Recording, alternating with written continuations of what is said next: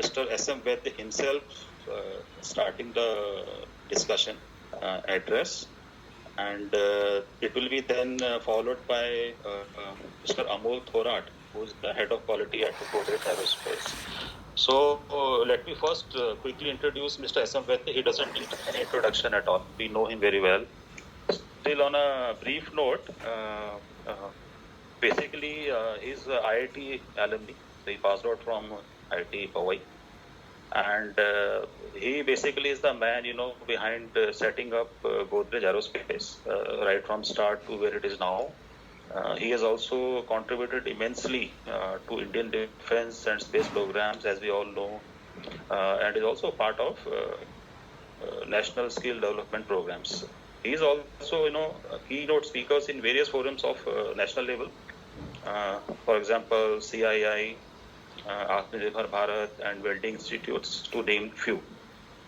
So this is very brief on SM Ved sir, and may I now request Mr. Ved to address us on their success journeys and zero defects approach. And after that, Amol Thorat will continue to take us through the detailed presentation. Ved sir, please. Yeah, so thank you, Viraj. Thank you, Suhas. First of all, thank you for inviting me, and thank you. And I really appreciate the initiative what you have taken of celebrating the Quality Month. As you know, that Godrej Aerospace was started working on these space programs in 1985. However, due to lack of volumes, the potential in this business was not really tapped, and it was only 2000, after almost 15 years of continuous working in this space and defense programs, we started getting some kind of inputs from government of India that private sector will be taken on board in a large way as far as space and defense is concerned. And that is where we started looking for what should be the way Godrej and boys shall explore this opportunity which is going to come. And for some of you who don't know it, we were operating through 3 different divisions that time. Kind of a headquartered in process equipment division, PED, in plant number 15. But most of our machining and metal cutting was happening in tool room, plant 7. And large assemblies, when we were building it, it used to go to plant 9 or 19. In that time, erstwhile, it was a machine tools. Now, 3 different divisions had 3 different culture, and there is nothing wrong in having culture, because the culture has to suit finally your product, and your product has to represent what the customer wants. And I think this Quality Month, what you are celebrating, I think you will be discussing more on this aspect of how to really bring in a good culture, a good system that will meet the expectations of customer. Now, I just give you this background just to emphasize that when we started aerospace, we had 3 different cultures, and then in 2004, 2005, when we were asked to get the 3 different teams together and start working on developing a separate division under the name of Godrej Precision Systems or Godrej Precision Components and Systems. It was PCS we were calling ourselves, and then in 2012 we got our current name of Godrej Aerospace when we started entering into the export business. So we have gone through 3 different phases, and these 3 different phases, where first phase was of learning, because till then, even though we in industrial product group, including yourself, who are trying to do not a very standard product but kind of a customized products, of course you have some standardization which the other 4 IP divisions doesn't have it. And we are mainly doing business on build to print basis. That means the designs, specifications are given by customer, and Godrej individual division works on to the detailed manufacturing. So our expertise is in manufacturing. And since the designs and the codes and the specifications are being decided by customer, it becomes sometimes difficult because every customer may choose what he likes, and then you need to understand different quality systems. And we have seen a drastic difference between the quality systems being followed by Russians, because most of our aerospace and defense technology originated from Russia. But then later on, we moved to the Western countries also, and we started getting first the French specifications, and then later on the German, the British, and now today probably we have probably the world's all kind of specifications, and most of them now we are seeing that they are standardizing on the American military specifications, AMS standards, or there are other standards which are originating from US. Those are becoming kind of international standards. So quite a huge variation in standards and specifications, and unfortunately in aerospace and defense there are no standards and specifications available from within India, which can be of at least not of international quality, I'm not expecting, but which should have a fairly acceptance within India. But that itself is not happening. So we are coming from that, and that is really gave us a little better insight of what is quality, because we could see from various countries what is the focus which they are bringing in, and how they are really moving towards the theme what you have taken as a zero defect program or a zero defect journey. So first of all, let us see whether zero defect itself, is it possible?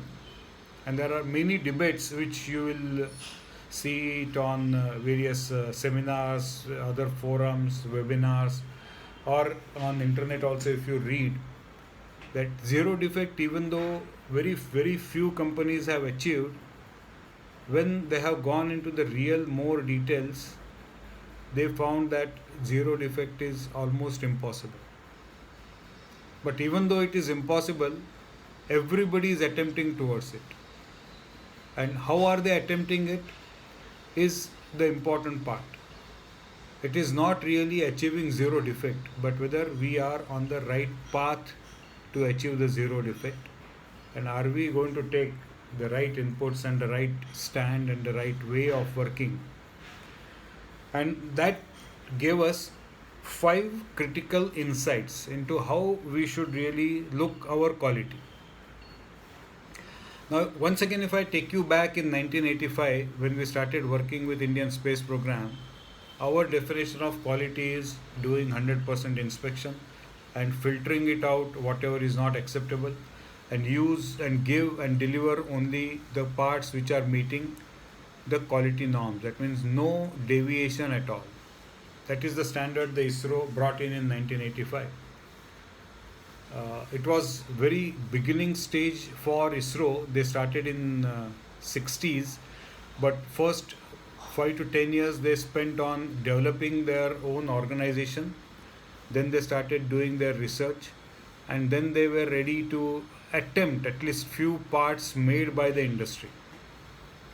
So that is the time when they said quality means you have to ensure that you produce whatever number of components, the material will be given to you. We were not buying material was given by them. You have to inspect, filter out whatever is not acceptable. Once again, we'll send our inspector. He will come and inspect at your location, but not using the same instrument, using different instruments. Then once again he will filter it out. The parts will be taken to respective work center with ISRO. Once again it will be inspected there before they will actually assemble it either in satellite or into a launch vehicle. So 3-time inspection was the quality. That's the standard, or that's the way we understood it. Then came the next phase where we started understanding when the DRDO comes in with little larger numbers. ISRO was coming with only 1 engine in 3 years or 1 engine in 4 years. DRDO started coming and started talking that we want 1 engine every year. And then in 2000, when the opportunity was given for private industry to compete with public sector undertakings like Hindustan Aeronautical, Bharat Dynamics, Bharat Electronics and Ordnance Factories, the number started growing from 1 in a year to 1 in a month. And then we felt that if 3 times inspection is going to be required to be done, it is going to take a huge time, huge amount of money will be spent on it. And finally, is this the real way of assuring that we are giving you a good quality product? So then we found out that there is something called as systems. That means something similar to ISO 9100 or ISO 9000. We have AS 9100. It's very specific to aerospace requirements. And it's more or less same. In Amol's presentation, he will bring you the differences, so I don't want to take away from his presentation the details about AS.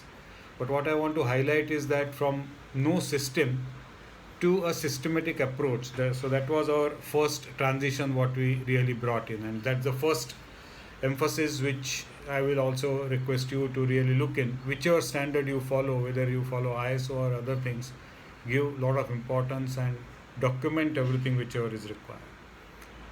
The second factor which came in at that stage is you have to go little more into the details if you want to have a repeat production. If it is only one time production like what we were doing it in process equipment division, every equipment was different, every tool was different in tool room.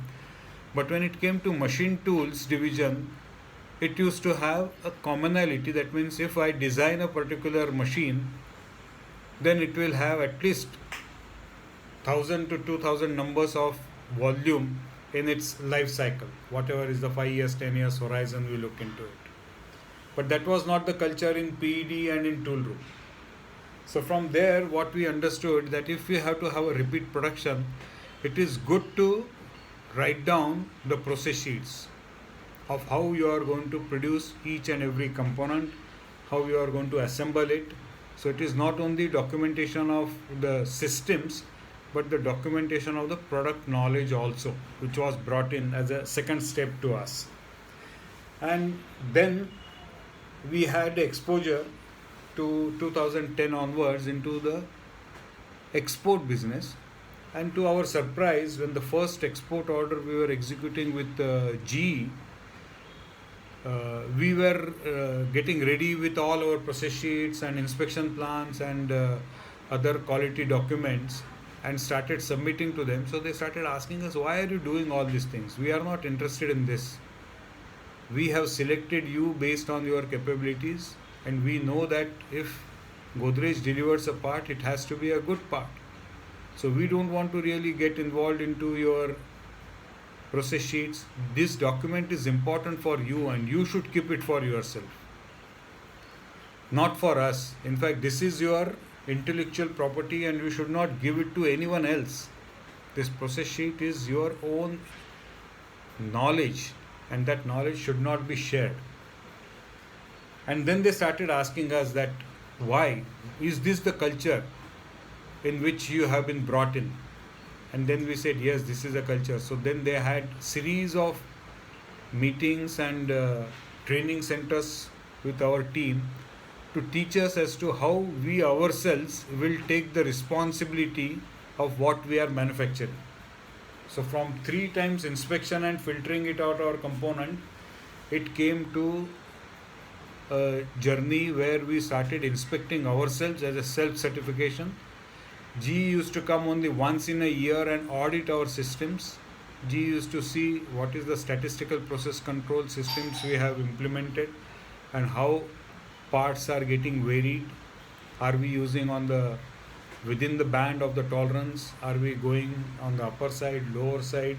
Is there a continuous fluctuation in the every reading what we are getting, or is there a flat line what we are getting? So various norms GE once again Amol will cover in his presentation.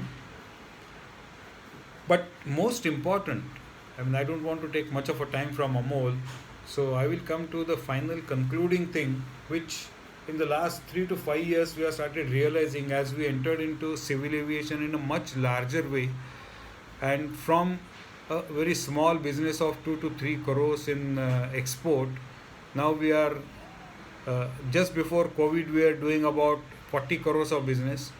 Had COVID not impacted, this particular year 2021 we should have done about 60 crores, but it has impacted and we have come back again to our last year's figure of 30 crores only, and we were ramping up, we were going towards 200 crores of business. And in doing that, we got more and more inputs as to how the international quality standards are getting changed and improved, and what kind of suggestions and improvements on how the quality is being measured. As I said, from 3 times inspection to self certification, now you will get surprised. The quality is not measured on the dimensions. It is all must, it is all required to be done. The quality is measured today based on how are your layouts, how is your tools, jigs, fixtures, gauges, what kind of industrialization has been done. And the most important part in this is that all these giants have started asking us, what is your cost of production? Are you reducing your cost of production by at least 2%, 3% year on year? And indirectly, because cost of production figures can be managed, they are asking us to give details of what kind of a intake of raw material and consumables we are taking. So if they find that for producing 100 kg of finished good, if theoretically what is required is 200 kg and we are buying more than 200 kg, that means your quality is not good. If the cost of production, if that is not getting reduced by 2 to 3%, that means maybe you are able to have a better yield, but that better yield is not coming in the first pass yield. You must be having a lot of rework and rejection within your system, which is not known to customer or the others, because only the department and the operator knows what is the rework and rejection he has done. So it has gone up to that extent, from an extreme end of 100% or 300% inspection to now remotely monitored through way of your cost of production or your cost of raw material, how much raw material you are buying in kgs and what is the output throughput you are getting. So it has gone up to that. Now when we realized all these things, it was very difficult for us to digest this transition, and then we decided that let us work out on the first part of what ISRO told us, as to if you want to get into the aerospace business, you must develop a different culture. And every business will require its own culture. So I'm not saying that you should copy the culture what we are trying to develop it in aerospace. For your material handling, you may be having a different culture, a different norms. So please study. And some of the important cultural subset, that is subcultural things, what we have realized is, first of course is the on the system which we discussed. The second is quality culture. That means, is everyone sensitized about the quality and the norms which are required to be followed and how it is to be followed.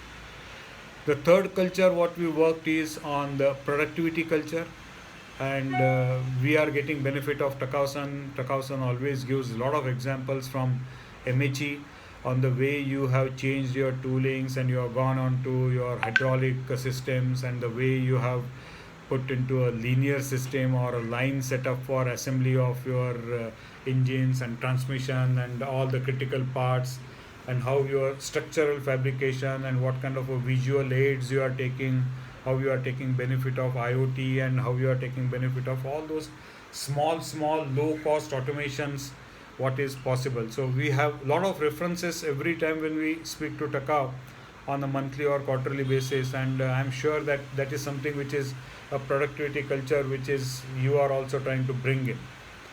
The next important part what we found is the innovation, the culture of innovation. What we are doing it today, if we just keep it the way we are doing it, and probably some of you call that as a Kaizen, we call that as a new scheme into our organization as Suyukti, because we found that finally the words, unless and until, makes a lot of meaning to the way we are speaking it. So Kaizen is a typical Japanese word. When I utter this, it gives me a feel, but it doesn't really go into my heart. But when I say Suyukti, it immediately reaches up to my heart and brain. So we thought that using proper words onto the shop floor also makes a difference. Next is, of course, the safety and the environment culture. So that is very, very important for us to follow. And as we are measuring our cost of production, I think there is requirement of a financial culture also.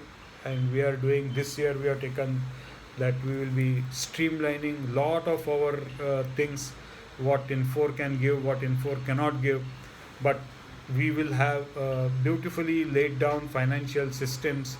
And like AS 9100, we have started writing down the manual for the financial systems also. So that culture is also very important. The next culture we found is that we have to finally separate. I mean, there has to be a USP, or there has to be something special, a unique about Godrej. And I think the unique thing about Godrej is our values. And if we don't bring those values into our culture of production and culture of our products, then once again we'll not be able to show it separately. So the corporate culture, the Godrej values, that needs to be brought in. Lastly, it is the IoT, the automation, IT, digitization. These are all the cultural things which we need to bring in and rope in. But the best way, what we found, is really to integrate all these sub parts of the culture, what I just read, 7 or 8 of them, is to really integrate and bring it under our Indian religious culture. Because we have been still brought into a way in our society where religion plays an important role. I'm not talking from the political point of view, but even if you take the religion, so how do we really ensure that what work we do, work is worship? So how we are going to really consider that what I'm doing is I'm actually doing a worship, like what our great I'm forgetting. I mean, we celebrate that Vishwakarma Jayanti. So Vishwakarma, how he brought importance to the manufacturing systems, and that if we bring it, I think every of us, the quality is not that it is to be done only at the shop floor. Every one of us has to really get into a quality culture, and then only this zero defect program is going to be successful. So with this, I just end my this a small opportunity you allowed me to share with you. I wish you good luck, best luck in this difficult time, the COVID time. All industries have undergone a major change, and I think this journey what you have taken will also bring in the new normal what is required to be brought in into this business. With this, once again, I thank the organization of MHE, Viraz, Suhas for inviting me and It's 11 giving me this o'clock. opportunity to share my experience. Thank you so much.